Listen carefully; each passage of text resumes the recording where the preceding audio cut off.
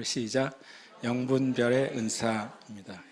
영분별의 은사만큼 조금 불명확하게 이해된 은사도 없는 것 같아요. 영분별, 그런 뭔가 신기가 있어 보이는 느낌이 드는 그 단어예요. 영분별 하면 마치 신기가 있는 무당과 같은 상태가 되는 것이 영분별의 은사인가 라고 생각하는 경우가 있는데, 그렇게 생각하면 굉장히 많은 오해를 가지고 있는 것이 영분별의 은사라고 할 수 있습니다.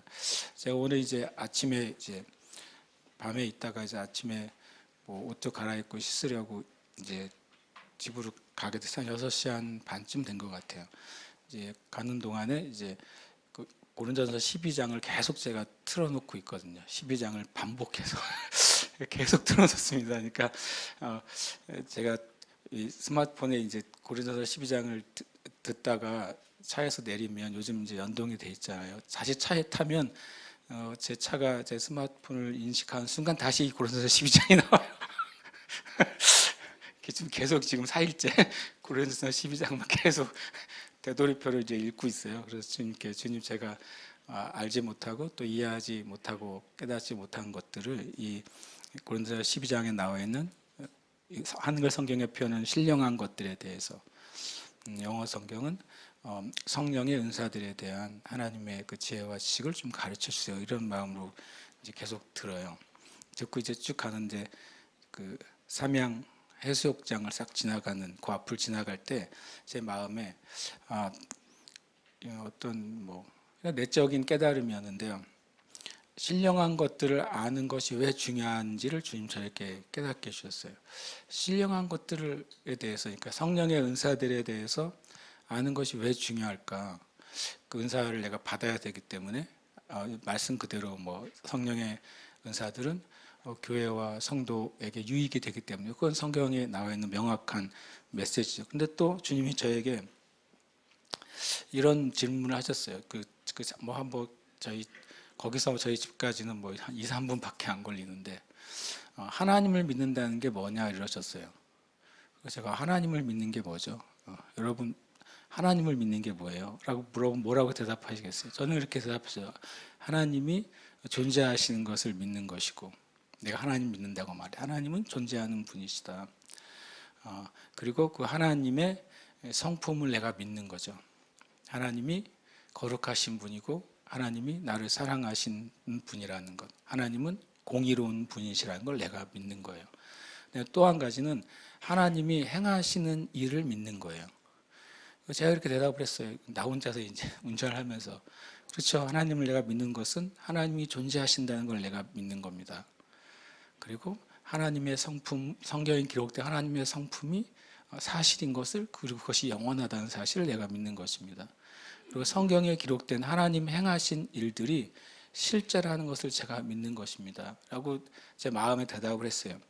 그때 주님이 제 안에 또 계속해서 짧은 동안에, 그래서 신령한 것을 아는 것이 중요하다 그러셨어요. 왜냐하면 성부, 성자, 성령 하나님은 삼위일체 하나님이시잖아요. 내가 성령님을 대해서 안다고 말했을 때 삼위일체 하나님이시기 때문에 성령님이 존재하신다는 것을 내가 믿는다면, 성령님의 성품을 나는 믿어야 돼요. 성령님의 성품은 성령의 열매이죠. 그것이 성령님의 성품입니다. 그리고 또 하나, 성령님이 하시는 일을 똑같이 믿어야 돼요. 만약에 어떤 그리스도인이 나는 하나님을 믿어요, 하나님이 살아계신 것을 믿고 하나님의 거룩하심과 사랑과 공의를 믿고 하나님의 역사하신 것을 믿어요. 그러면서 한편으로 난 성령님을 믿지만 성령님의 은사는 현재는 일어나지 않는다고 믿어요 라고 말하면 자기 말 자체가 자기 모순에 빠지기 때문이에요. 성부, 성자, 성령 하나님 한 분이시죠. 그래서 동일하신 거예요. 내가 하나님의 어떤 부분은 믿으면서 성령님의 어떤 부분은 끝났다고 만약에 생각한다면, 그런 신학적이거나 그런 가르침을 내가 받아들이고 있다면 나의 믿음 자체가 모순이 시작되는 거예요. 그래서 내가 하나님을 믿는다면 하나님의 존재와 하나님의 성품과 하나님 행하신 일을 믿는 것입니다. 동일하게 우리가 성령 하나님을 고백할 때에도 성령 하나님이 존재하시고 그분의 성품을 내가 믿고 그분의 행하심이 하나님이 과거나 현재나 미래 영원토록 동일하신 것처럼, 예수 그리스도가 과거나 현재나 미래 영원토록 동일하신 것처럼 성령님도 과거나 현재나 미래 영원토록 동일하신 거예요. 우리가 자칫 잘못하면 성령님의 어떤 역사들에 대해서 멈춰 있다거나 제한됐다고 믿는 순간 우리의 믿음이 서로 충돌을 하게 되는 것입니다. 그래서 주님이 저에게 신령한 것들을 아는 것은 그런 의미에서 너무 중요하다라고 말씀을 하셨어요. 여기 계신 분들이 어떤 신령한 것들, 성령님의 은사들에 대해서 받아들이고 믿고 또 사모하는 줄 믿습니다. 그래서 우리가 성령의 은사를 아는 것은 실은 결국에 하나님을 아는 거예요. 하나님이 어떻게 행하시는지에 대해서 우리가 이해하게 되는 겁니다. 그래서 참 중요한 것이죠. 또 하나 에베소 3장 20절 말씀에 이런 말씀이 있어요. 우리 가운데 역사하시는 능력대로 우리가 구하거나 생각하는 모든 것에 더 넘치도록 능히 하실 이에게 라고 말합니다. 우리 안에서 역사하시는 능력에 따라서 우리에게 행하신다는 거예요. 그러면 우리 안에서 역사하시는 능력의 실체는 무엇인가요? 성령님이시죠. 그러니까 하나님이 우리에게 무엇인가를 구하거나 생각하는 것에 넘치도록 행하시길 원하시는데, 무엇에 따라 구하거나 넘치도록 행하시냐면요, 우리 안에 성령으로 얼만큼 충만해 있느냐에 따라서 우리가 구하거나 생각하는 것 이상으로 넘치도록 행하신다고 말씀하고 있어요. 그래서 우리가 늘 성령의 충만함을 구하는 우리의 삶의 태도를 가지고 있어야 돼요. 내가 성령의 충만함 안에 있을 때 이 말씀에 의하면 내가 구하거나 기도하는 것보다 훨씬 더 충만하게 채워주시는 것이 하나님의 약속이고 하나님의 마음이라고 성경은 말씀합니다. 그래서 여러분, 우리가 10일 동안 성령 대만 기도회를 하는 동안에 계속해서 여러분 개인적으로 주님, 제가 성령으로 충만하기를 원합니다. 또 성령의 충만함 가운데 제가 행하기를 원합니다라고 영으로도 기도하시고 또 마음으로도 기도하시기를 축복합니다. 아멘. 어제 이어서 이제 계속 똑같은 말씀 우리가 10일 동안 읽는데 그래도 같이 읽도록 하겠습니다. 시작. 은사는 여러 가지나 성령은 같고 직분은 여러 가지나 주는 같으며 또 사역은 여러 가지나 모든 것을 모든 사람 가운데서 이루시는 하나님은 같으니 각 사람에게 성령을 나타내심은 유익하게 하려 하심이라.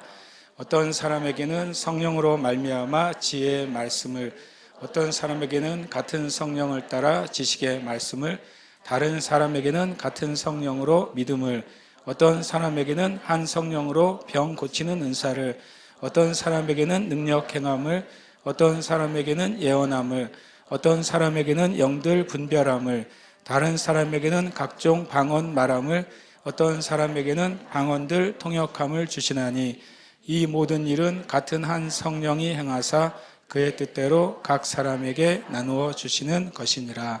아멘. 그러니까 뭐 지금 며칠째 보고 있지만 그래도 이것은 좀 계속 정리해서 거의 이제 뭐 외우다시피 했으면 좋겠습니다. 성령의 9가지 은사를 크게 3개의 이제 카테고리로 나눠서 말씀 나누고 있는데요. 3가지 계시의 은사는 지혜의 말씀, 지식의 말씀, 영들 분별함입니다. 그래서 오늘은 이 영들 분별함에 대한 이제 말씀을 나눕니다. 그러니까 3가지 계시의 은사 가운데 3번째 영역이죠.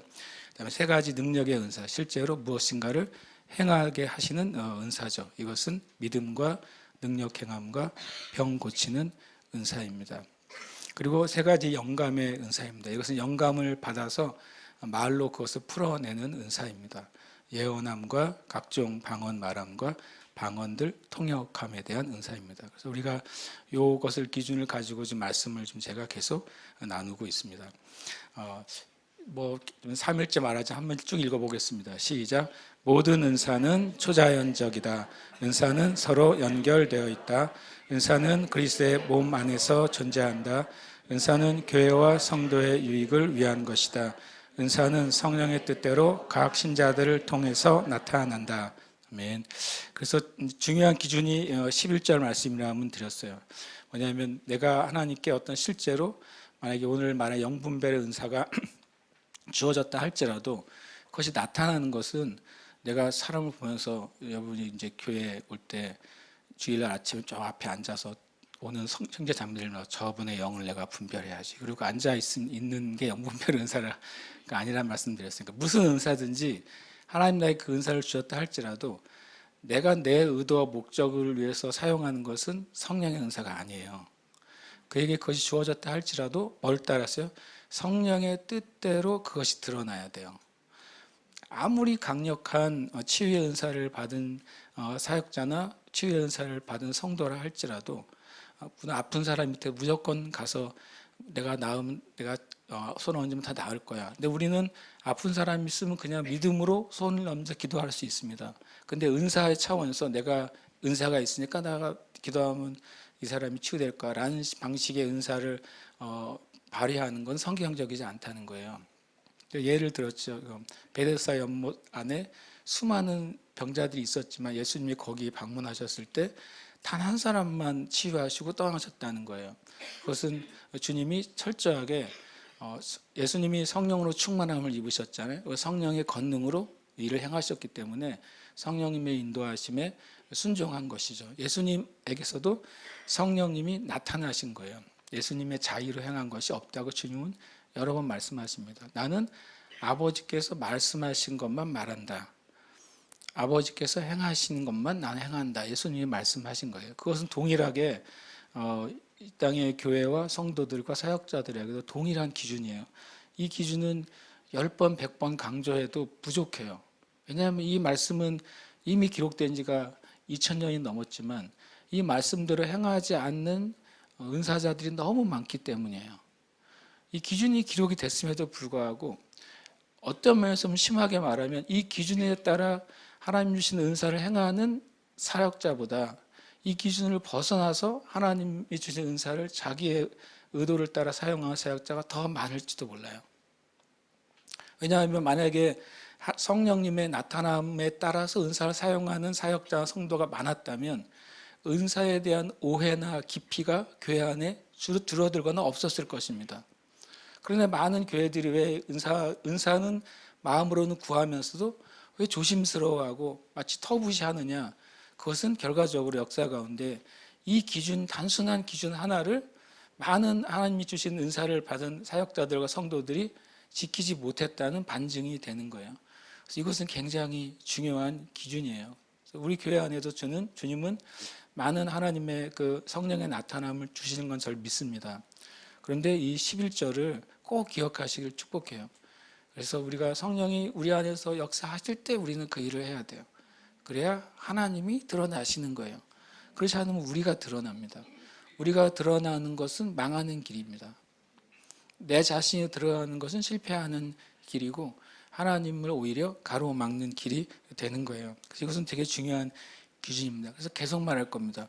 계속 말해봤자 뭐 7일밖에 더 얘기 안 하니까 들으시길 바랍니다.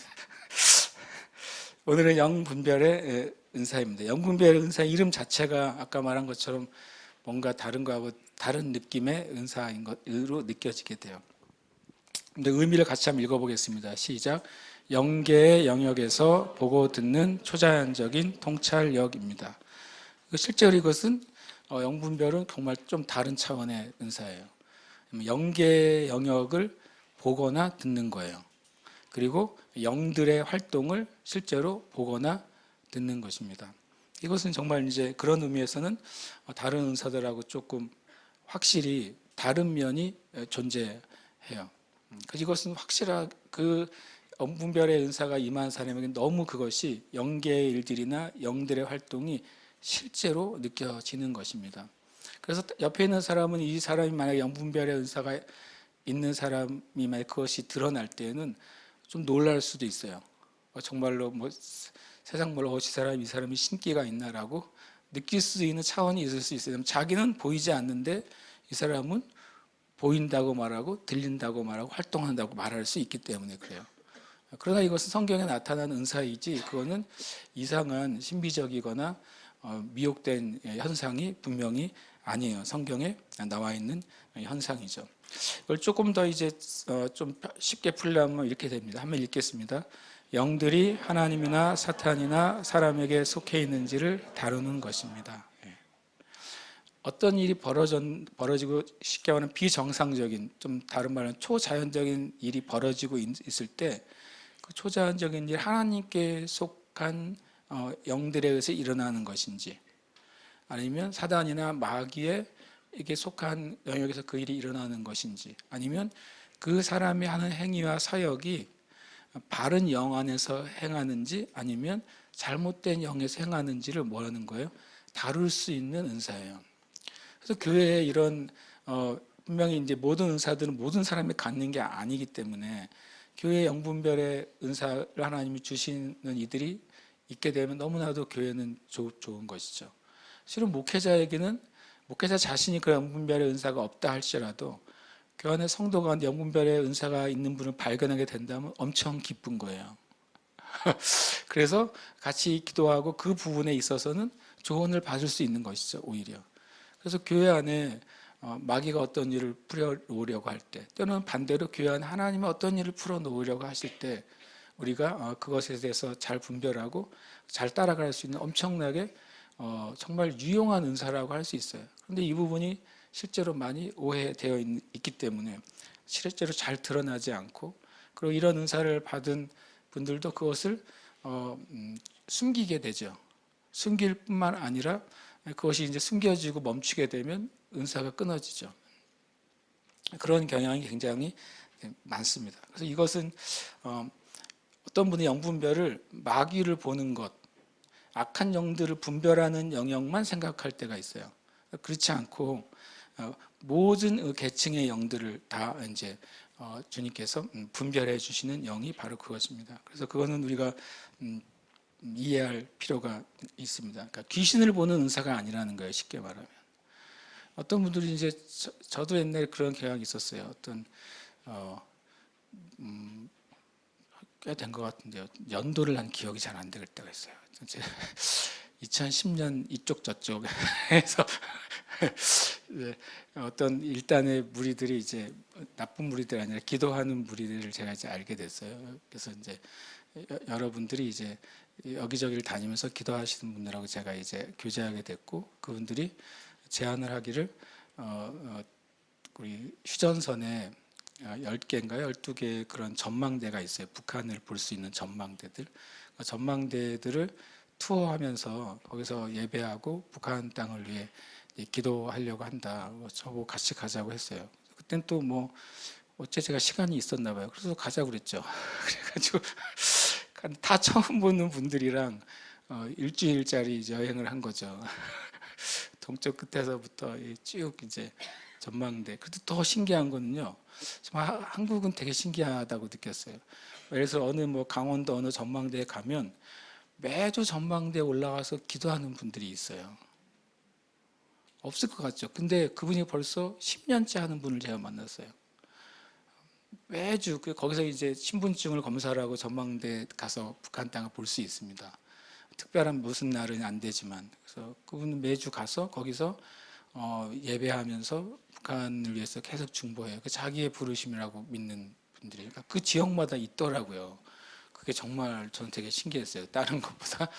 근데 같이 가는 분들이 기도하면서 나름 이제 영적인 분들이잖아요. 이렇게 기도를 하니까. 그런데 주로 풀어놓는 게 뭐였냐면, 이 땅에는 어떤 악한 영, 이 땅에는 어떤 죄, 이런 것에 대해서 많이 얘기하고 풀고 막 염려하고 막 씨름하고 그러는 거예요. 그게 잘못된 건 아니지만 영분별의 어떤 영역에 있어서 마귀나 악한 영, 또 어두운 면을 이렇게 분별하는 것이 영분별이라고 이해하는 경향이 굉장히 많기 때문에 그래요. 반대이죠. 그래서 저는 이제 일주일 동안 따라다니니까 저는 뭐 옵저버니까 그래서 제가 주관하는 분야, 저는 줄줄 따라하면서 같이 이제 예배하고 기도하고 교제하고 그러다 같이 이제 기도하는 시간이 있었는데, 제가 이제 기도하다가 일주일 동안 딱 한 번 얘기한 것 같아요. 뭔가를 주님이 좀 보여주셔서 그것을 몇 개를 얘기를 했었어요. 근데 제가 얘기한 거는 뭐 이 지역이 뭐 무슨 영이 있고 무슨 영이 있고 악한 영이 있고 그것이 아니라 여기 모인 분들에 대한 주님의 말씀이었어요. 그래서 제가 이제 뭐 그때 얘기를 하고서 이제, 근데 그들이 그때 그 분들이 제가 그런 기도를 그때 했을 때 되게 좋아했어요. 기도가 끝나고 내가 뭘 특별한 얘기를 한 건 아니었는데, 그래서 우리가 다시 말하지만 어떤 우리가 영적이라고 말할 때 뭔가 이 지역에 있는 뭔가 숨겨져 있는 뭔가 악한 거, 뭔가 좀 어두에 속한 것, 그런 것들을 계속 보고 느끼는 것이 영분별의 은사가 아니다. 그거는 영분별이라고 하는 은사의 일부분이에요. 오히려 다른 면이 더 많이 있다는 것을 우리가 좀 나눌 겁니다.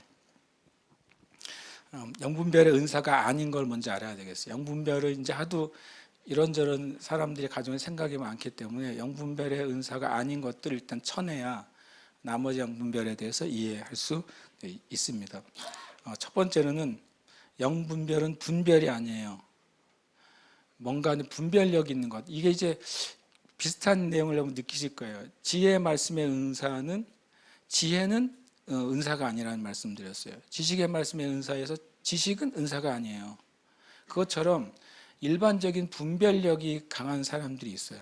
잘 분별해요. 뭔가 옳고 그름이나 해야 되는지 하지 않아야 되는지를 굉장히 빨리 센시티브하게 빨리빨리 분별하는 사람도 있어요. 그건 은사가 아니에요.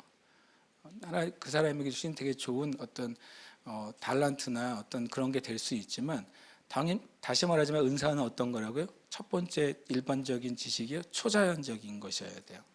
그러니까 일반적인 분별은 은사에 속하지 않는다라고 하는 거예요. 근데 교회에 가끔 그렇게 뭔가 판단력이 출중한 뭐 교회 사역자나 교회 리더를 보면 영분별이 있다고 보통 얘기를 할 때가 있어요. 그거하고는 다른 차원인 것이죠. 그러니까 분별이라는 은사는 존재하지 않고요. 대부분 뭔가 놀랍게 남들이 잘 깨닫지 못한 것을 말할 때는요, 지식의 말씀의 은사가 나타날 때가 많습니다. 같이 기도하거나 뭐 회의할 때 남들이 보지 못하는 영적인 부분을 탁 이렇게 찝는 분들이 있어요. 그거는 영분별의 은사가 나타나는 게 아니라 오히려 지식의 말씀의 은사, 지식의 말씀 은사를 나눴죠. 뭐냐면 하나님께 속한 어떤 사실을 내가 알게 되는 게 지식의 말씀의 은사잖아요. 그래서 그런 것은 영분별의 은사가 아니라 오히려 지식의 말씀의 은사가 그분 통해 지금 나타났다고 보는 게 오히려 성경적입니다. 그다음에 이제 영분별 은사가 아닌 것은 뭐냐면 같이 읽어볼까요? 시작. 사람의 영적인 생각을 읽어내는 것이 아니다.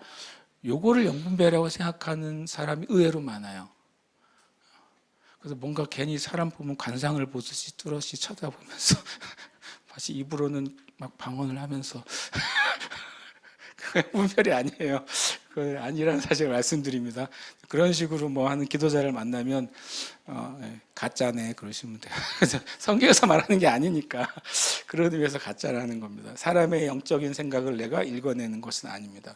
그러나 가끔 하나님께서 어떤 목적을 위해서 마치 제자 아나니아가 사울이 기도하고 있을 때 받은 환상을 하나님이 가르쳐 준 것처럼 그렇게 하나님의 목적을 위해서 가르쳐 줄 수 있지만 상대편의 생각을 읽는 것 이런 것은 영분별이 아닙니다. 오히려 독심술에 가깝죠. 그런 거는요. 함께 읽겠습니다. 시작. 심리학적 통찰력이나 투시도 아니다. 예. 그래서 이제 예수님을 믿는 심리학자들이 있잖아요. 예. 그래서 그분들이 영적인 관점을 가지고 사람의 심리를 연구할 수 있습니다. 그래서 많은 걸 알아낼 수 있잖아요. 사람의 심리에 대해서 그동안 축적해 놓은 많은 그 자료와 어떤 예들이 많기 때문에요. 그렇게 훌륭하게 공부한 분들은 심리학적인 통찰력을 가지고 있어요. 그리고 심지어 투시라는 표현을 쓰잖아요. 지금 무슨 생각을 하고 있는지 뭐 알아맞힌다는 것 같아요. 그래서 심리학적인 통찰력이나 투시도 영분별의 은사는 아니에요. 그런 영역이 있을 수는 있지만 그거는 성령님과는 관계가 있는 것이 아니다라고 하는 걸 여러분이 오늘 이것만 이해해도 우리가 영분별에 대한 많은 오해가 좀 상쇄될 수가 있습니다. 함께 읽겠습니다. 타인의 결점을 분별하는 능력도 아니다. 이 굉장히 이제 신기한데요. 이 지금은 안 그랬죠. 옛날에 과거에 대한 기도원 가면은 일단은 반말에다가 죄부터 말하죠. 너 무슨 죄 지었지? 이렇게 말하면 그 영분별이 아니에요. 그건요. 타인의 결점을 분별하는 것 같은 능력이나 그런 예언이나 직접적인 어떤 그런 말은 영분별이 아닙니다. 오히려 거꾸로 성경은 세상 사람들이 잘하는 이거 비판하고 다른 사람의 결점을 딱 찾아내고 하는 것을 오히려 성경은 반대로 엄격히 금지하고 있어요. 왜냐하면 마태복음 7장 1절에서 뭐라고 말하면 비판하지 말라 그래요. 비판하지 아니하려거든 비판을 받지 아니하려거든 비판하지 말라. 지금 세상은 다른 사람의 약점이나 문제를 그냥 콕 꼬집어서 말하는 사람이 굉장히 스마트하고 훌륭한 논객이 되잖아요. 오히려 성경은 반대입니다. 그것을 오히려 금지하고 있는데 이런 타인의 결점을 분별하고 그 막 드러내고 찔러대는 것을 영분별이라고 생각하는 것은 엄청난 오해예요. 심지어 이것은 잘못하면 마귀의 어떤 일이 될 수도 있어요. 그 부분을 조심해야 됩니다. 오히려 성령 세례가 어떤 사람에게 임할 때는 오히려 그런 비판하는 능력이 제거돼요. 성령의 세례가 임하게 되면 성령은 사랑의 영이시잖아요. 비판을 엄청 잘했던 사람이 성령 세례를 받게 되면 오히려 비판하는 능력이 거의 제거되다시피 사라지고 어떻게 됩니까? 사랑으로 허물을 덮게 되는 거예요. 그래서 비판하는 능력은 성령의 능력이 아니에요. 그냥 지적이거나 우리 논리적인 그 사람의 이제 능력은 될 수 있어요. 그러나 성령의 능력은 아니라는 거죠. 오히려 베드로전 4장 8절은 우리 뭐라고 말하냐면 무엇보다도 뜨겁게 서로 사랑할지니 사랑은 허다한 죄를 덮는다 그랬어요. 이것이 오히려 성령의 사람의 특징이지 어떤 은사가 있다고 해서 다른 사람을 찌르고 그리고 그것을 가지고 사람을 조정하려고 한다. 그것은 분명히 성령님이 하시는 일이 아닌 것입니다.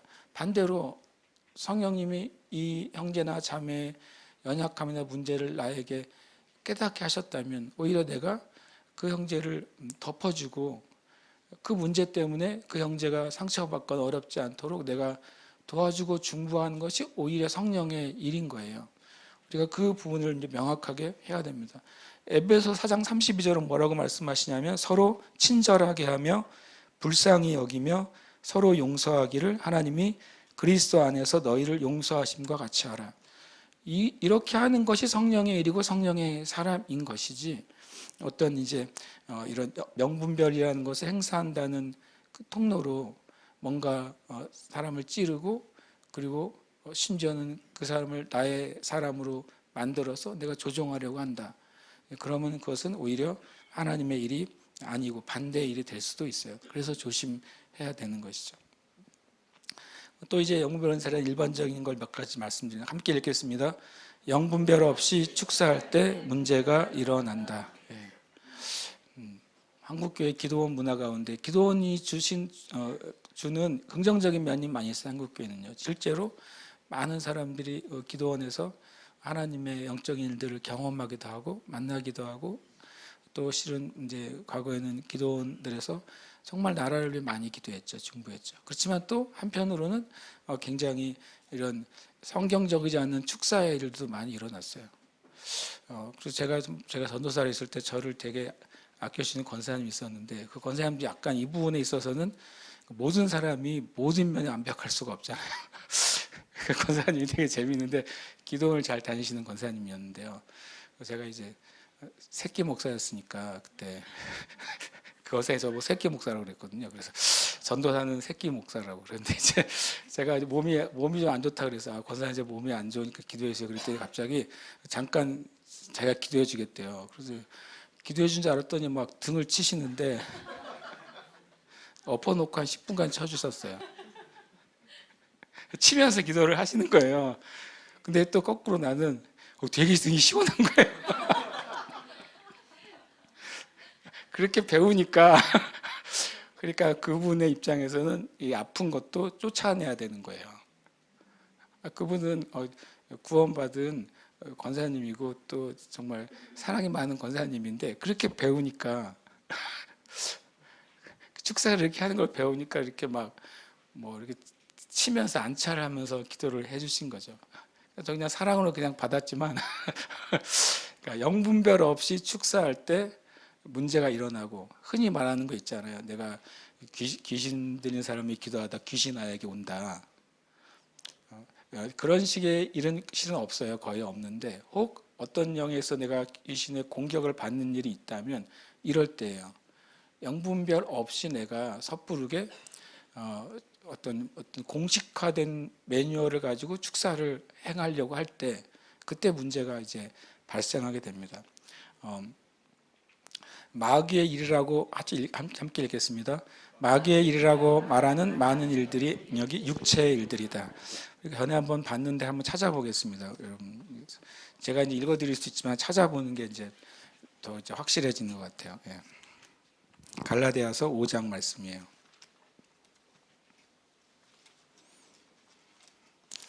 제가 이번에 이걸 준비하면서 제가 쭉 말해서 이제 일부러 찾는 이유가 뭐냐면 성경에 그렇게 돼 있다는 것을 우리가 확인하고 싶어서 그래요. 저의 주장이나 저의 이해나 뭐 저의 또 신학이 아니라 성경에서 그렇게 말씀하고 있기 때문에 우리는 그걸 믿어야 되는 거예요. 그래서 그 성경에서 이해하는 것이 또 맞는지 확인해야 되는 것이죠. 갈라디아서 5장 16절부터입니다. 16절에서 21절 같이 읽겠습니다. 시작. 내가 이르노니 너희는 성령을 따라 행하라. 그리하면 육체의 욕심을 이루지 아니하리라. 육체의 소욕은 성령을 거스르고 성령은 육체를 거스르나니 이 둘이 서로 대적하므로 너희가 원하는 것을 하지 못하게 하려 함이니라. 너희가 만일 성령의 인도하시는 바가 되면 율법 아래에 있지 아니하리라. 육체의 일은 분명하니 곧 음행과 더러운 것과 호색과 우상 숭배와 주술과 원수 맺는 것과 분쟁과 시기와 분냄과 당짓는 것과 분열함과 이단과 투기와 술취함과 방탕함과 또 그와 같은 것들이라. 전에 너희에게 경계한 것 같이 경계하노니 이런 일을 하는 자들은 하나님의 나라를 유업으로 받지 못할 것이요. 아멘. 이 말씀 한 가지 이제 19절에 육체의 일이라는 표현을 쓰죠. 우리는 뒤에 있는 많은 그 15개 항목이 나오거든요. 15개 항목 플러스 이와 같은 것들이라고 되어 있는 항목들을 많은 경우에 영적인 그냥 그 자체가 영적인 거야라고 아예 생각을 하고 더 나아가서 이건 다 마귀의 일이야라고 생각하는데 갈라디아서 5장은 명확하게 육체의 일이라고 말하고 있어요.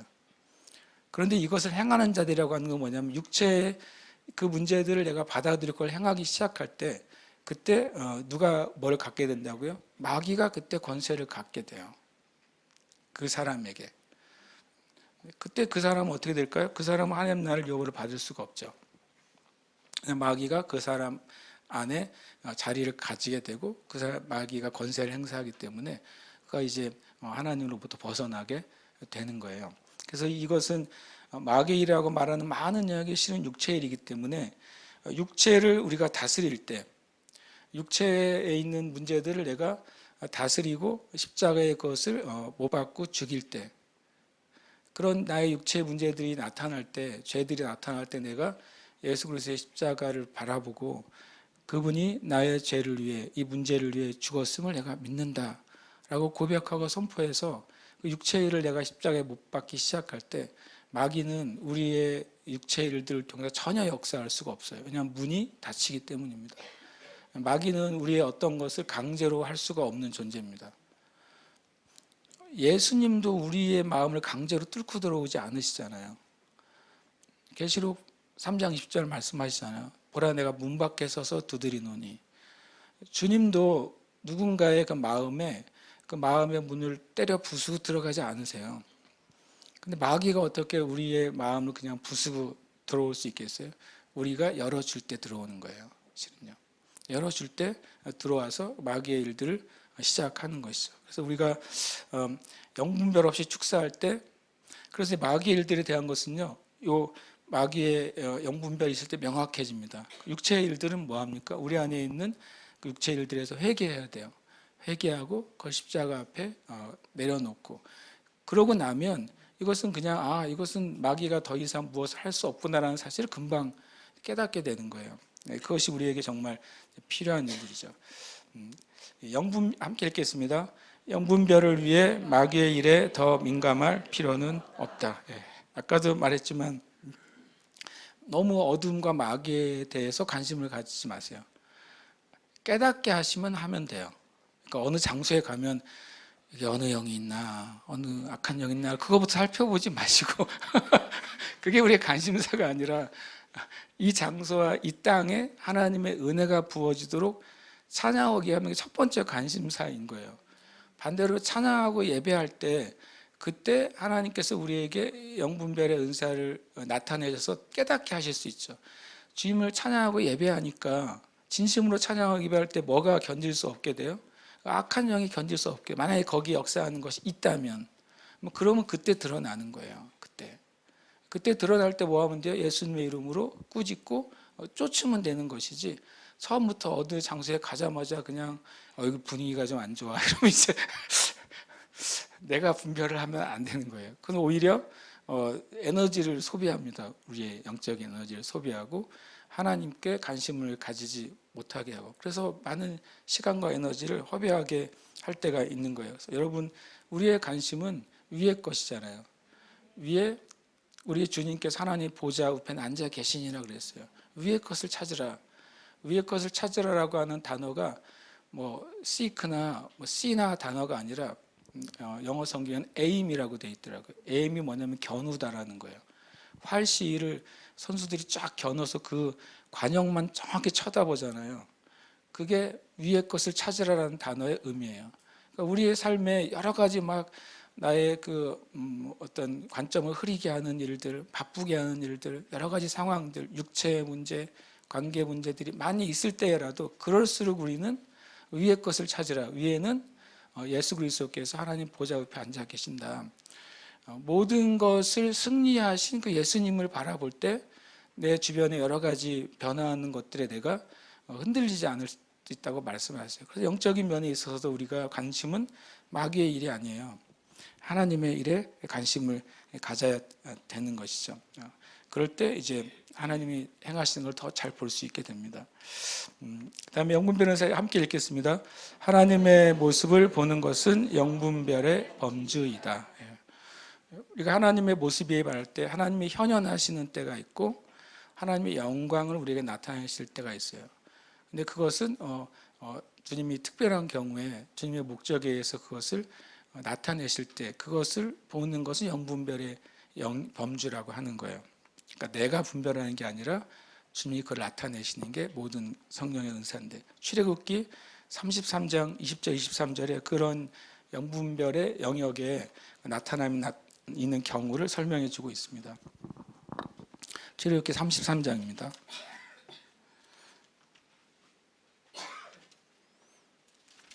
출애굽기 33장 20절 그래서 23절 함께 찾으셨습니까? 만약에 못 찾으시는 분 옆에 찾아주시고 읽겠습니다. 시작. 또 이르시되 내가 내 얼굴을 보지 못하리니 나를 보고 살 자가 없음이니라. 여호와께서 또 이르시기를 보라 내 곁에 한 장소가 있으니 너는 그 반석 위에 서라. 내 영광이 지나갈 때 내가 너를 반석 틈에 두고 내가 지나도록 내 손으로 너를 덮었다가 손을 거두리니 내가 내 등을 볼 것이요 얼굴을 보지 못하리라. 이것은 실은 이 모세에게 허락된 영분별이었어요. 하나님에 대해서 보는 것이죠. 왜냐하면 사람 직접 볼 때 하나님 볼 때 견딜 자가 없지만 하나님이 그에게 하나님의 영광의 일부분을 보여주셔서 그가 하나님께 맡은 그 사명을 끝까지 감당할 수 있는 은혜를 주셨던 겁니다. 이사야서 6장 1절도 바로 이 영분별의 영역이 나타난 경우라고 할 수 있습니다. 한번 찾아보시겠습니다. 너무 유명한 장이죠. 이사야서 6장 1절입니다. 함께 찾으셨습니까? 함께 읽겠습니다. 우시야 왕이 죽던 해에 내가 본즉 주께서 높이 들린 보좌에 앉으셨는데 그의 옷자락은 성전에 가득하였고, 이것은 뭡니까? 하나님의 영광을 이 이사야가 주님 앞에 엎드려 있는 동안에 보게 돼요. 이것은 이제 영분별의 은사가 나타난 경우라고 볼 수 있는 것입니다. 그리고 부활하신 예수님을 보는 것도 영분별의 범주입니다. 그러니까 사도 바울도 마찬가지로 그 빛 가운데서 주님과 교제를 했죠. 그리고 그 뒤에 신약 성경 이후에도 많은 이제 분들이 간증 가운데 내가 주님을 만났어요라고 말하는 것은 그것은 그에게 하나님의 목적을 위해서 그 영분별의 나타남으로 그것을 보이신 거예요. 실제로 어떤 사람은 사람의 형태로 예수님을 경험했다고 말하는 사람도 있는 것이고, 또 빛의 형태로 그 주님을 보았다고 말하는 사람도 있습니다.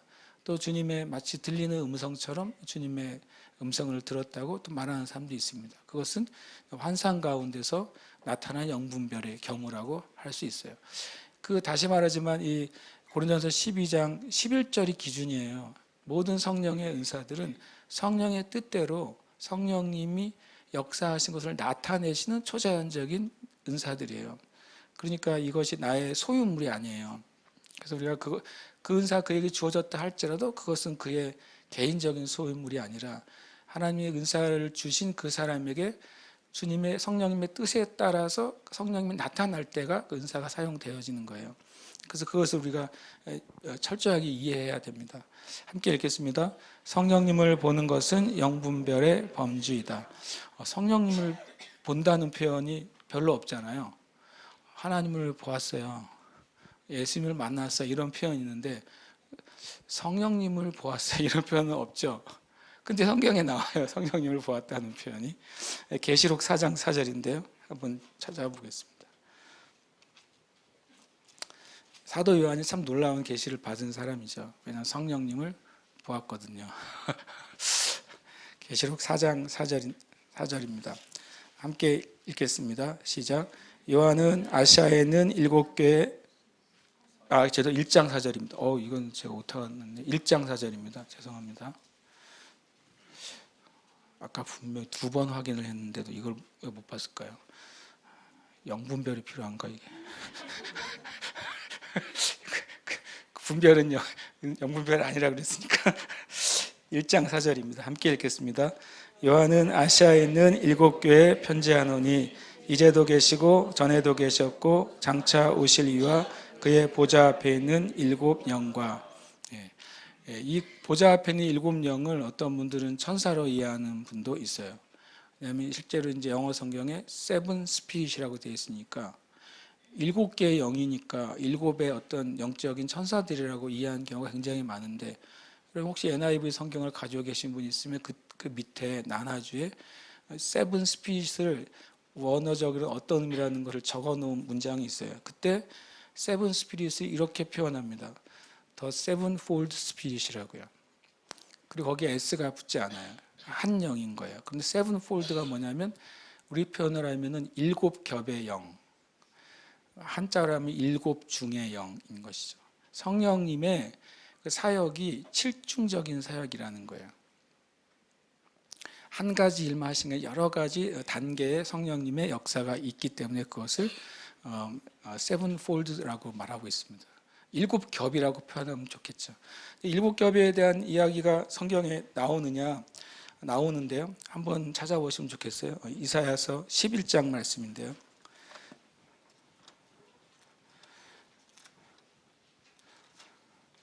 오래간만에 성경을 많이 찾으시는 분 있죠? 네, 축복합니다.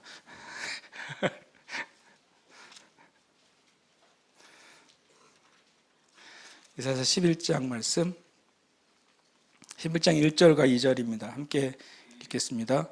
이새의 줄기에서 한 싹이 나며 그 뿌리에서 한 가지가 나서 결실할 것이요 그의 위에 여호와의 영 곧 지혜와 총명의 영이요 모략과 재능의 영이요 지식과 여호와를 경외하는 영이 강림하시리니. 아멘. 여기에 이제 7중 7겹의 영이신 성령님의 사역을 보여줘요. 이게 찾아보면 이렇게 되죠. 첫 번째가 성령님은 뭐라고 표현합니까? 여호와의 영이라고 표현합니다. 그 다음에 뭡니까? 지혜와 총명을 하나로 보시면 안 되고 지혜의 영, 총명의 영이죠. 그 다음에 뭡니까? 모략의 영, 재능의 영. 이 세번역 성경 그 능력이라고 되어 있어요. 실제로 영어 성경에도 might라고 해서 능력이라고 되어 있습니다. 그 다음에 또 뭐가 있습니까? 그 다음에 지식의 영, 여호와를 경외하게 하는 영. 맨 끝에 있는 게 뭐예요? 여호와를 경외하게 하는 영이죠.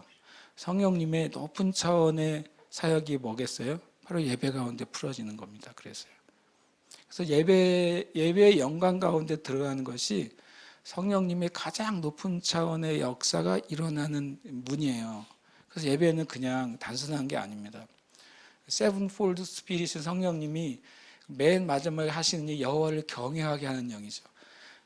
예를 들어서 우리 예배 가운데 우리 24시간 예배나 주일 예배나 뭐 학금 예배나 하소 예배나 디모데 예배 가운데 성령님을 간절히 구할 때 여호와를 경외하는 영으로 역사하시면 어떤 일이 벌어지겠어요? 하나님의 영광이 임하게 돼요. 그 자리에. 그래서 가장 놀라운 일들이 일어나게 되는 거죠. 예배는 교회에서 제일 많이 하는 일이면서도 가장 높은 차원의 일이에요. 실은 알고 보면. 그것이 개인의 예배든 두세 사람의 예배든 온 회중의 예배든. 그래서 저와 여러분이 예배는 정말로 그 성령의 모든 것이 풀어질 수 있는 최고의 문이구나라는 사실을 인식하고 예배해야 돼요. 그것이 얼마나 좋은지 모르겠어요. 어쨌든 이 사도 요한은 그 성령님을 보았어요.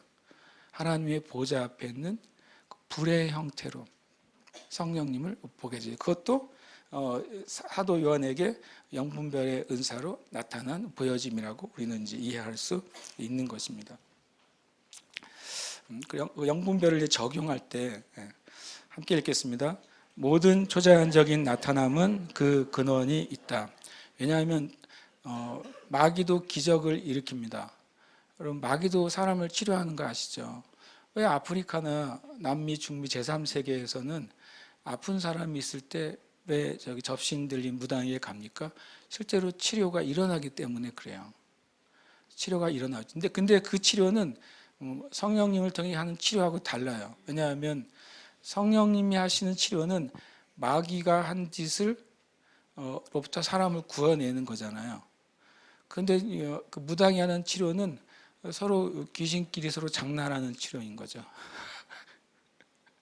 같은 귀신이거든요. 그래서 잠깐 나가게 할 것뿐이지 다시 그 사람의 영혼을 사로잡습니다. 그러니까 이 치료하는 사역자가 사람을 치료해 놓고 내가 당신을 치료했으니까 당신은 우리에게 등록해야 돼요 라고 말하면 돼요, 안 돼요? 그 말도 안 되는 소리죠. 근데 무당이나 그 귀신들은 치료한 다음에 그 사람 뭐가 돼요? 자기의 라인이 되는 거예요. 내 제자가 되고 내 꼬봉이 되고 내가 시키는 대로 하는 존재가 되는 거예요. 만약에 내가 시킨 대로 안 하면 어떻게 돼요? 다시 그 병 또 든다 그러는 거죠. 그래서 묶이게 되는 겁니다. 그래서 마귀도 치료를 하는데 마귀의 치료의 사역과 성령님이 하시는 건 완전히 다르죠. 성령님은 어떻게 합니까? 그를 자유케 하는 거예요. 완전히 자유케 하는 것입니다. 그래서 완전히 다르죠. 그래서 영분별이 왜 필요하냐면 모든 초자연적인 현상에는 항상 뭐가 있다? 그 근원과 배후가 있기 때문에 영분별의 적용이 필요하다는 거예요. 그래서 함께 읽겠습니다. 기적과 초자연적인 현상이 모두 하나님의 근원이 아니다. 사도행전 16장 말씀 보겠습니다.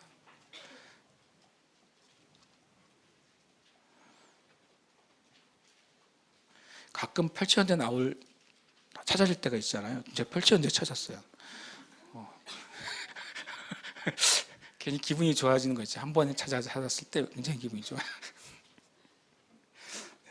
16절부터 18절입니다. 사도행전 16장 16절에서 18절 찾으셨습니까? 함께 읽겠습니다. 우리가 기도하는 곳에 가다가 점치는 귀신 들린 여종 하나를 만나니 점으로 그 귀신들에게 큰 이익을 주는 자라. 그가 바울과 우리를 따라와 소리질러 이르되 이 사람들은 지극히 높은 하나님의 종으로서 구원의 길을 너희에게 전하는 자라 하며 이같이 여러 날을 하는지라. 바울이 심히 괴로워하여 돌이켜 그 귀신에게 이르되 예수 그리스도의 이름으로 내가 내게 명하노니 그에게 나오라 하니 귀신이 즉시 나오니라. 아멘. 여러분 만약에 여러분이 딱 지나가는데 옆에 놓은 사람이 와서 와, 이 사람은 정말 주님의 종이에요. 기분 좋은 거 아니에요? 그냥 아주 이런 배경 없이 만약에 얘기했다고 생각해 보세요. 이런 표현 내가 이제 기도했더니 누가 와, 당신은 정말 하나님의 종입니다. 그리고 막 계속 칭찬을 하면은 옆에 있는 사람도 와, 진짜 저 사람 하나님의 종인가 보다라고 하지 않겠냐는 거죠. 그러니까 이 사도 바울이 자기가 누군지를 정체를 드러내지 않고 그냥 지나가는데 귀신 들린 여자가 나타나가지고 뭐라고 말하고 있다고 그 문장만 보시면 굉장히 은혜로워요. 뭐라고 말하냐면 이렇게 말합니다. 이 사람들은 지극히 높은 하나님의 종들로서, 그 다음 말도 멋있어요. 구원의 길을 너희에게 전하는 자라. 그러면서 한 번이 아니라 며칠 동안 계속해서 전도를 대신해 주는 거죠. 전도를 대신해 주고 있잖아요. 그러니까 모든 초자연적인 현상, 심지어는 긍정적으로 보이는 현상이라고 해서 모두 하나님이 근원이 아니에요. 제가 우리 이제 개척해서 한번 옮겼을 때 그 맥도날드 사거리, 저는 맥도날드 사거리라 그러는데 시청에 맥도날드 사거리 있잖아요. 그 교회에 있을 때 제가 뭐 사람은 없어도 괜히 막 며칠짜리 집회를 했거든요. 근데 이제 어떤 재밌는, 생각해보니까 재밌는 일을 많이 겪었네요, 내가. 그래서 어떤 두 부부가 오셨어요. 한 분은 목사님이고 그 목사님은 사모님이 오셨어요. 그래서 이제 제가 말씀을 전했더니 이제 끝나고 갑자기 그 사모님이 할 말이 있다는 거예요. 그리고 나오시라고 해서 하라 그랬더니 마이크를 잡더니 오늘 예배를 하는데 목사님이 설교를 하는데 뒤에 주님이 예수님이 나타나셨대요. 굉장히 은혜롭잖아요, 그죠?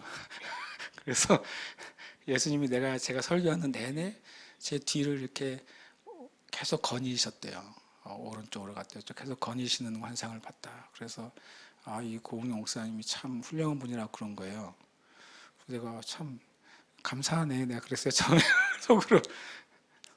그런데 제 마음이 편하지가 않았어요. 제 마음이 진짜 편하지가 않았고, 나중에 제가 이제 좀 더 교제를 해보고 알았죠. 그분이 분명히 미혹된 상태에서 이렇게 주님을 섬긴다고 하는 분들이었고, 나중에 몇 년이 지난 다음에 그 두 분은 또 헤어졌어요. 헤어지고 목사님이라고 하는 분은 이제 사라졌어요. 혹시 아실 수도 있어요. 그 목사님이라는 분이 과거 한 10년 전에 시청 사거리에서 팻말을 들고 서 있었어요. 예수천당 불신지역. 몇 년 동안. 어느 날 사라졌죠. 사라지고 몇 년 후에 저한테 전화가 왔어요. 경찰에서. 그래서 어떤 분이 이제 문제가 생긴 것 같아요, 그분이. 그런데 그분의 소지품 중에 아무것도 없는데 거기에 내 이름과 전화번호가 적혀 있었대요. 그래서 제가 그분을 뵌 지가 몇 년 됐다고 이렇게 얘기했더니 알았다고 그러고 경찰에서는 끊었거든요. 그래서 어떻게 되셨는지 잘 몰라요, 저는. 그 내용 가르쳐 주진 않잖아요, 경찰서에서. 그래서 다시 말하자면 기적과 초자연적 현상이 모두 하나님이 근원이 아니에요. 근데 이 바울이 이렇게 자기를 앞서서 전도해 주는 이런 사람을 뭐라고 하냐면 18절에 이같이 여러 날을 해서 바울이 괴로웠다고 말해요. 자기를 하나님의 종이라고 말하고 구원의 길을 선포하는 하나님의 종이라고 말해주고 있는데 바울은 어떻다고요? 괴로웠어요. 벌써 우리의 영에서 부딪히면 우리는 주님께 구해야 돼요. 그 근원이 뭔지를. 그런데 사도 바울이 엄청난 하나님의 능력의 사도인데 곧장 그 여자를 예수의 이름으로 막 그냥 떠나가 그랬으면 좋겠는데 며칠 동안 엄청 당했잖아요. 왜 그랬을까요? 왜 사도 바울이, 그 위대한 사도 바울이 당했을까요? 사도 바울에게 그 며칠 동안에 영분별의 은사가 나타나지 않았기 때문이에요. 사도 바울도 성령께서 깨닫게 하시기 전까지 내 스스로 뭘 만들어내서 하는 게 아니에요. 사도 바울도 괴롭지만 가르쳐 주시기를 기다렸어요. 그리고 영의 분별이 됐을 때 그때 어떻게 합니까? 18절에 말합니다. 그 귀신에게 돌이켜서 말합니다. 보세요. 누구에게 말했다고요? 귀신에게 말한 거예요. 여자에게 말한 게 아니에요. 성경을 그래서 한 단어가 중요할 때가 있어요. 그 여자는 불쌍한 여자예요. 근데 그를 사로잡고 있고 그를 통해서 거짓말을 퍼뜨리고 사람들을 미혹하게 하는 그 여자가 아니라 그 안에는 귀신에게 말합니다. 18절은 그 귀신에게 이르되 예수 그리스도의 이름으로 내가 내게 명하노니 그에게서, 그 여자에게서 나오라 이렇게 말하는 순간 어떻게 됐습니까? 귀신이 즉시 나왔어요. 즉시. 영분별은 그래서 이렇게 중요합니다. 특별히 축사 사역에 있어서 주님의 영분별을 우리에게 하시도록 우리는 주님께 구하면서 기다려야 돼요. 그걸 우리가 못하는 거예요. 그냥 어디서 본 대로 축사적 책이 있어요. 축사 방법 써 있더라고요. 근데 그 책 읽고 버렸어요. 그냥 1 어떻게 하라, 3 했는데 안 될 때 플랜 B도 있어요. 그 책에 보면 이렇게 했는데 안 나간다. 그럼 플랜 B로 가는 거예요. 그런 책을 읽지 마세요. 성령의 나타나는 우리 안에 나타나야 되고, 그것은 오히려 자연스러우면서도 명확한 것이어야 되지 어떤 그런 틀이 아니라는 것이죠. 함께 읽겠습니다. 영분별로 인한 축사는 사람이 아니라 영을 다루는 것입니다. 때로는 실제로 귀신 가운데 고통당하는 사람이 있으면 그 사람을 정죄하거나 그 사람에서 우리가 판단하지 말아야 돼요. 주님이 뭔가 알려주시기 전까지는. 그 사람 자체에 문제가 있는 부분이 있을 수도 있지만 내가 섣불리 그것을 판단해서 정죄하거나 그렇게 해서는 안 됩니다. 우리는 분명히 사람이 아니라 그 영을 다루는 관점으로 주님께 기도하고 예배해야 돼요. 그래야 보게 되는 거죠. 그래야 깨닫게 되는 거예요. 함께 읽겠습니다. 영분별이 없어도 성령 충만한 성도는 내적 증거로 잘못된 영으로 행하는 것, 설교, 기도, 사역을 분별할 수 있다. 근데 영분별 얘기하면 난 영분별이 없으니까, 우리에게 영분별이 나타나지 않으니까 내가 저분 설교가 이상해라고 말하면 안 되겠지. 괜히 하나님의 종을 비판했다가 이거 죄를 지으면 안 되지라고 할 수 있잖아요. 그런데 그렇지 않습니다. 영분별의 은사는 없더라도 제가 한 달 전에 계속 얘기했잖아요. 주님 말씀하시는 방법 중에 가장 중요한 게 내적인 증거라고요. 우리 영의 기능이 있잖아요. 영의 기능이 하나님과 교통할 수 있고, 그리고 깨닫는 기능이 있고, 양심의 기능이 있어요. 말씀을 읽고 묵상하고 성령 충만한 사람들은 그 영의 기능이 계속 자라나는 거예요. 성장하게 돼 있어요. 강하게 되게 돼 있어요. 그래서 여러분이 내적 증거가 있어요. 어떤 설교를 듣는데 계속 마음에 여러분이 부딪혀요. 설교를 듣는데 여러분의 마음 안에서 저건 성경에서 말하는 게 아닌 것 같은데 라는 느낌이 계속 들어요. 그럼 이미 여러분이 영분별의 은사가 안 나타나도 돼요. 여러분의 영의 내적인 증거로 이미 그 설교자가 진리를 말하지 않고 있다는 사실을 아는 거예요. 그거 가지고 분별할 필요가 없어요. 그럴 때는 그 자리를 떠날 수 있으면 떠나는 게 지혜죠. 계속 그걸 듣고 있을 필요는 없잖아요. 그리고 내가 들었다 할지라도 나중에 그거를 내가 씻어버려야 돼요. 그건 진리가 아니니까요. 진리가 아닌 건 분명하다고 확인이 된다면 그것은 떠나야 되고 씻어버려야 되고 다시 그 몸에 참가할 필요가 없는 거예요. 여러분의 영혼의 유익을 위해서요. 그것은 되게 중요합니다. 설교도 그렇고요. 기도도 그렇고 사역도 우리는 충분히 할 수 있어요? 분별할 수 있어요. 내가 판단하거나 정죄하면 안 되지만 충분히 우리는 진리 안에서, 그리고 거듭난 우리의 영이 그것을 압니다. 할 수 있다는 사실을 먼저 알아야 돼요. 그러다 영분별 은사는 초자연적으로 영의 세계, 영들을 보고 듣는 거라는 사실을 우리는 알아야 됩니다. 해기 목사님 책에 영분별 은사가 나타나는 예를 그렇게 이제 읽은 걸 제가 봤어요. 해기 목사님이 그 텍사스의 테일러에서 집회를 하는데 그 몇 주간의 집회를 하는데 그 집회를 주관하는 목사님의 그 조카인 여인이 한 명 있는데 왼쪽 폐에 이제 종양이 생긴 거예요. 그 종양이 생겨가지고 그것을 이제 내버려 뒀어요. 그랬더니 이 폐에 있던 종양이 오른쪽 폐까지 전이가 됐고, 그게 이제 나중에는 아예 손을 쓸 수 없는, 수술 자체가 불가능한 상태로 완전히 이제 요즘 말로 하면 이제 최말기가 된 것이죠. 그냥 언제든지 죽어도 이상하지 않을 정도의 말기의 상태가 되어버렸어요. 그 상태에서 이 해기 목사님은 집회에 참여를 한 거죠.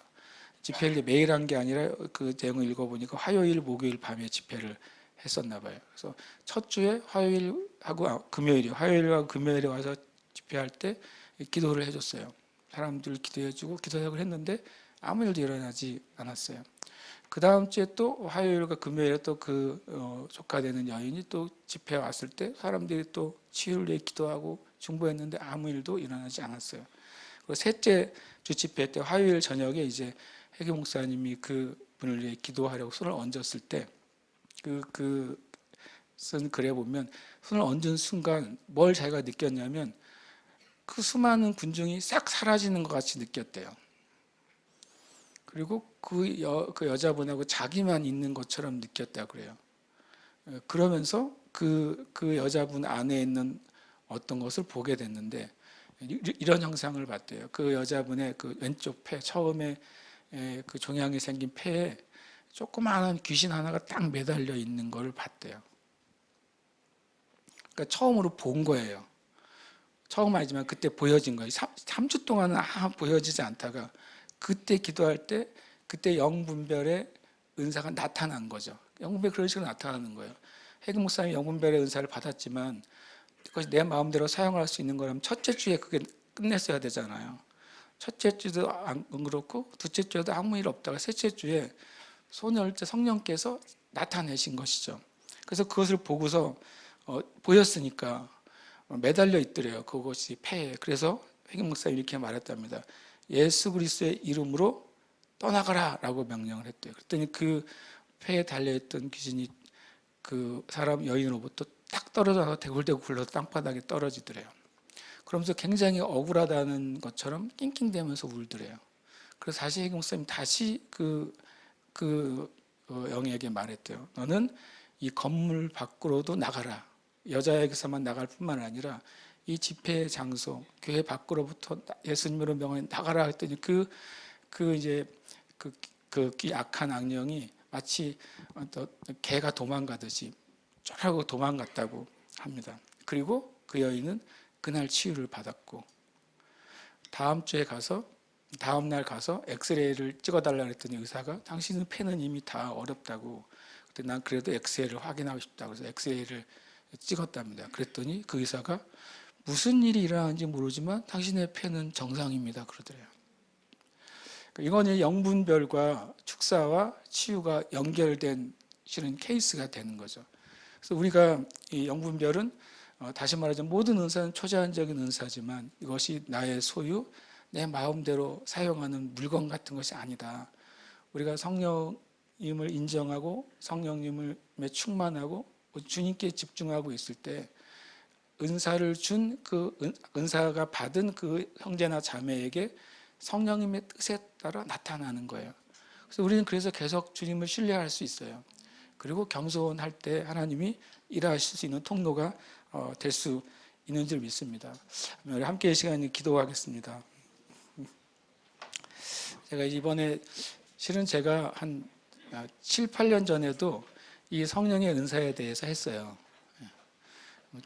우리 교회 나온 7, 8년 안 되신 분들은 처음 듣는 것일 거고 8년 넘으신 분은 일단 두 번째 들으시는데 새롭게 그런 일이 있었는가도 모를 수도 있고 근데 제가 그때도 이제 나눴지만 지금도 이번에 다시 또 저를 위해서도 열심히 또 다시 공부하는데 유익하다고 제가 느꼈어요.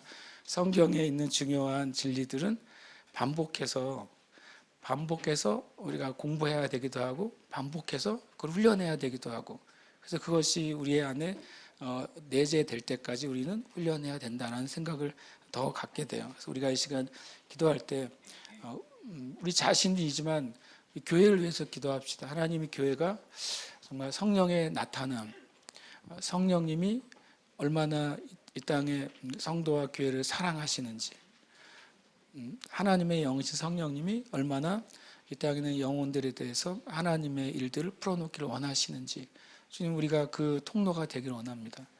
저는 이 통로라는 말을 되게 제가 자주 사용하는데 처음에 제조할 때 주님이 그 말씀하셨기 때문에 그래요. 교회는 하늘에 속한 것이 이 땅에 풀어지는 통로다. 그것이 구원이 이 땅에 풀어지고 축복이 풀어지고 치유가 풀어지는 거예요. 거룩함도 교회를 통해서 풀어지는 것입니다.